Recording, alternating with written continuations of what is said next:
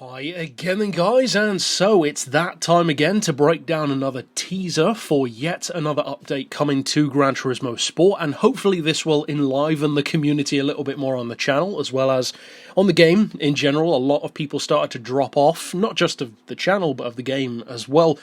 Now, as usual, I have my predictions for all of them. There's only one car in particular that I'm not absolutely certain about, but as usual, we'll run through all of my predictions. You can slap yours down below as well, and of course, by definition, stick around on the channel when the update is released, which is due to be next week, according to Kaz himself, along with potentially a new circuit. And based on 3 of the cars in this update, it's possibly going to be a pretty good circuit, especially given the date in the calendar year in the real world that we're also at the moment. And that particular track is potentially La Sarthe, which of course is generally known as the Le Mans. So we're going to work from top left to right and then go down the rows as we usually do. The first one I'm going to go ahead and say is a Mitsubishi Evo 3. Now, it could be some kind of aftermarket version, like a drift car or a time attack car, that kind of thing, but to me it looks like a fairly standard, if not a standard Evo 3. It's clearly an Evo, but it's got the bigger rear wing than the previous versions, more pronounced bonnet intakes, front bumper, etc, etc. So that's a pretty simple one. It'll be nice to finally have a premium version of that car for its fans. It's a very nimble little car as well. Next up is by far my most anticipated of the pack, the Nissan R9 2CP. Again, I've hoped that this car would come back, not just specifically of course, but even as far as the title of this video, because of what it represents, the return of the Group C era. Now, it remains to be seen what kind of category they're going to be in. Will they be in Group 1? I personally think they might well be. Will they be in Group X? I hope not. There is a chance, but I hope not. Or, perhaps most exciting of all, will they be in a new category? Perhaps even a Group C. That would be appropriate for sure. Next up, initially I couldn't tell, but then when I zoomed in on the lights a little bit more, it became pretty clear that it is, of course, a classic Lamborghini Miura. Very interesting addition to the game, and also it will be interesting to see what kind of price this car will have, because of course it has a history of being very expensive in the franchise. You could say for good reason, so it remains to be seen if this will still be 10, 15 million, that kind of thing, or if it will be a bit more reasonable. Next up, another very exciting one which a ton of people have wanted to see come back, for good reason. It's a Le Mans winner, the Mercedes Sauber C9, 254 mph machine, again in the real world, so it's about as justified as any to be that fast in the game, if not better. And it's a legend for a reason. It's an incredible all-round Le Mans car, a Group C car of course in general. It will make a fantastic rival to the Nissan and another car later on in this list.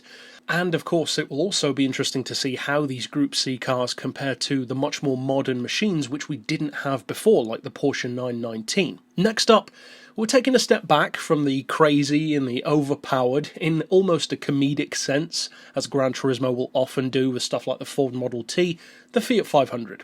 Probably the most recognisable car of the list, apart from perhaps the R9 2CP because of the front fins on the fenders. But the classic Fiat 500, it's a legend, but for an entirely different reason. Not exactly a performance legend for the most part, but again, it's a nice little collector's piece.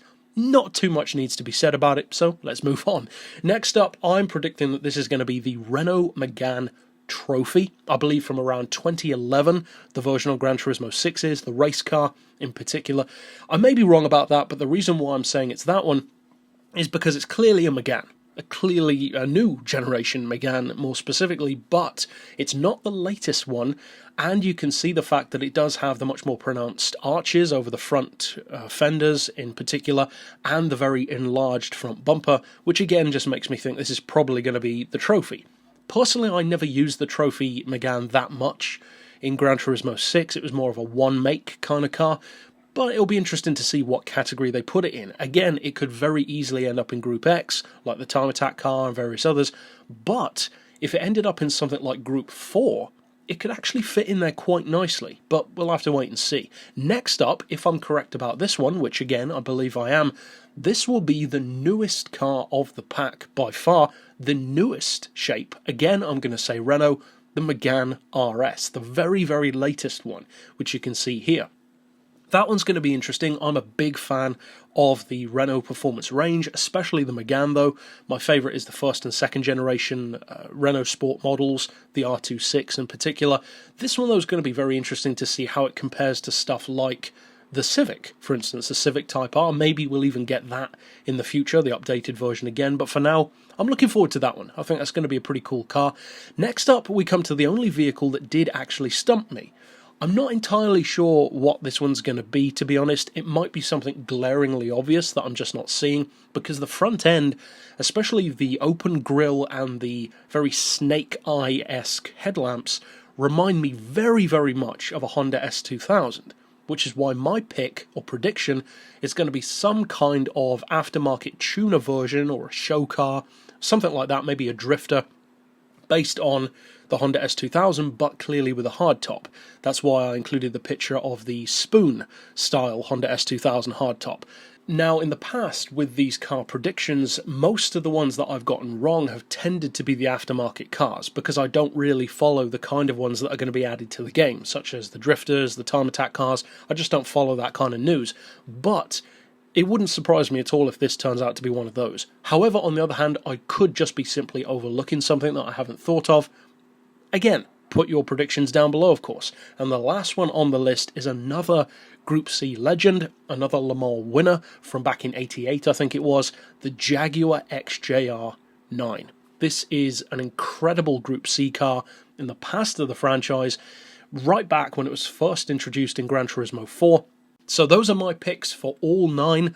I feel pretty strongly about all but one of them. Maybe that Honda S2000 thing might be wrong, but for the other 8, I'm pretty much dead set that that's exactly what they're going to be. So as I said, be sure to stick around on the channel. I'm going to break down all of these cars individually in terms of reviews, perhaps some rivals matches, definitely some tuning, so stick around on the channel for that. But for now, as always, thanks for watching.